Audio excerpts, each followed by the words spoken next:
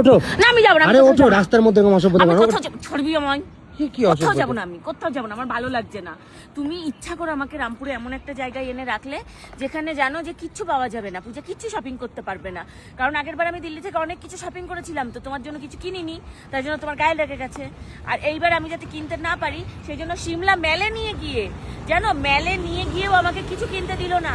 এই তো ঘুরে এসে কিনছি বলে আমি একটা মানে 3টে জিনিস এত পছন্দ হয়েছিল, আমি হাত বুলিয়ে রেখে এসেছিলাম, সেই জিনিসগুলো আমার জন্য কাঁদছে এখন বসে বসে। চলো কালকে তোমাকে একটা রুমাল ওই জিনিসগুলো যে কিনে নিয়ে চলে গেছে সে কোনোদিন গায়ে পরে শান্তি পাবে না, কারণ ওইগুলোর উপর আমি হাত বুলিয়ে রেখে এসেছিলাম আর তুমি আমায় কিনতে দাওনি। চলো তোমাকে কাল একটা রুমাল কিনে দেবো, চলো। আর এখানেও এসে এমন একটা জায়গায় রেখেছো, কিচ্ছু নেই, একটা দোকানপাট কেনাকাটার কিচ্ছু নেই।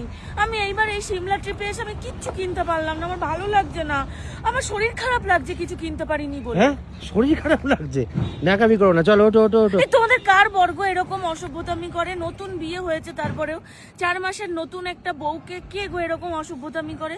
তোমাদের কার কার বর্গ এরকম রাস্তায় নিয়ে বেরোলে কিছু কিনতে দেয় না?